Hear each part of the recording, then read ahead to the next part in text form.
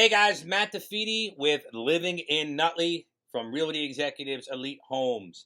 And in this video, we're going to discuss for sale by owners. All right. And we're going to talk about selling your home for sale by owner versus selling it with a realtor. You know, you might be tempted to avoid a real estate agent to avoid paying a realtor commission.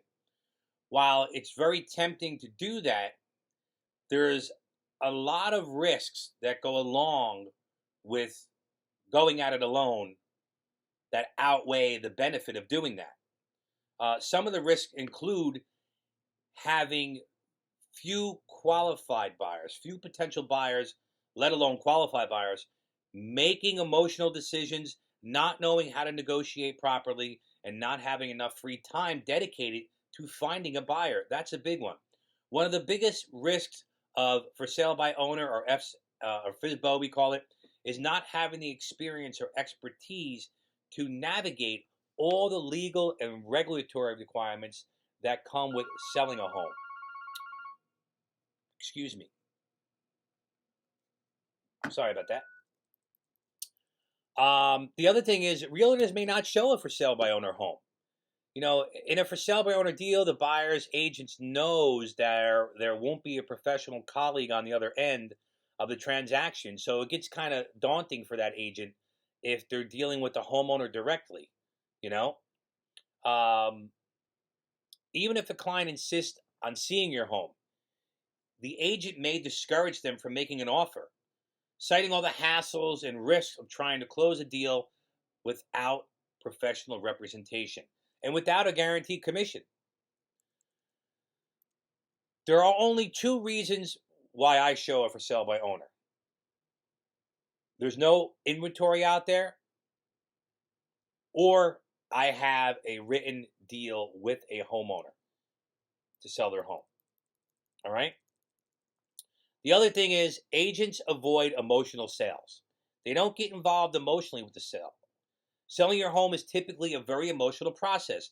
Having an agent keeps you one step removed and makes you less likely to make stupid mistakes, such as overpricing your home, refusing to counter a low offer because you're offended, or giving in too easily when you have a deadline for selling.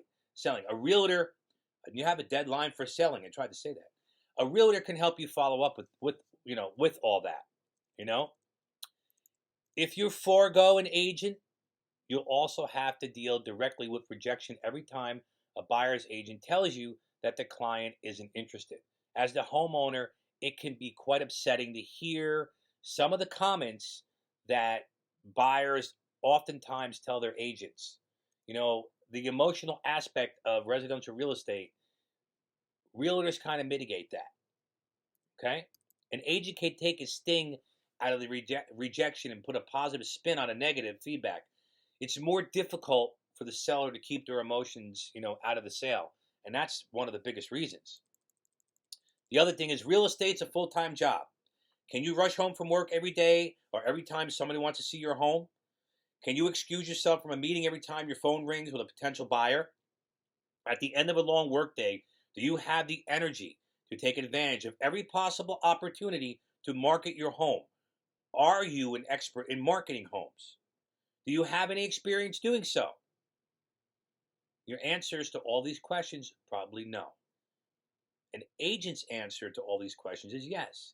In addition, by going through an agent, you'll get a lockbox for your front door that allows agents to show your home when you're not available. Okay? The other thing is agents have a larger access. Yes, you can list your home for sale on Zillow and Redfin and Craigslist and even multiple listing services that allow you to do that. But will it be enough? Even if you have a large personal or professional network, those people will likely have little interest in spreading the word that your house is for sale. You don't have relationship with clients or other agents, or a real estate agency, an agency to bring the largest pool of potential buyers to your home. A smaller pool of potential buyers means less demand for your property, which can translate into waiting longer to sell your home and possibly not getting as much money. Okay? A good real estate agent should have a Rolodex of names and contacts so they could quickly spread the word about the property, just list it. Have a distribution list. We have a distribution list of over 20,000 people right now, and it's growing from our database. How to market the property, every available website. These are some of the things that a professional agent brings to the table when selling your home. The other thing is weeding out unqualified buyers. An agent can find out whether someone who wants to view your house is really a qualified buyer or just a dreamer or curious neighbor. It's a lot of work and a major interruption every time you have to put your life on hold to make your house look perfect and show your home. You want to limit the hassle to the showings. Most likely that will result in the sale. Okay? Realtors are trained to ask questions to determine the seriousness of a buyer. Okay? That's the other thing. Pricing, negotiations, that takes skill. Knowing how to negotiate with another person. It's very hard, again, for homeowners not to be emotionally involved because they've been there they might have raised their kids there. You might have raised your kids there, but you're attached to the home. You got to have an in-between. And the other thing also is homeowners think their homes are the best in the world. You ignore the home's flaws. Agents can embellish what's good and minimize what's bad about your home when they're marketing it. Anyone who's determined to sell their own home should hire an interior designer or a property stager also to assess the current condition and market appeal of the home. All right? Realtors already have people in place to do that. Okay? One important thing is the exposure to legal risks. A lot of legal paperwork is involved in a home sale, and it needs to be completed correctly by an expert. One of the most important items is disclosure. Okay? We could talk about disclosure on another date, but seller's disclosures. Another thing, a seller can be liable for fraud, negligence, or breach of contract if they do not disclose properly. The issue of whether a fact is material or not is generally established in case law of the state in which you live.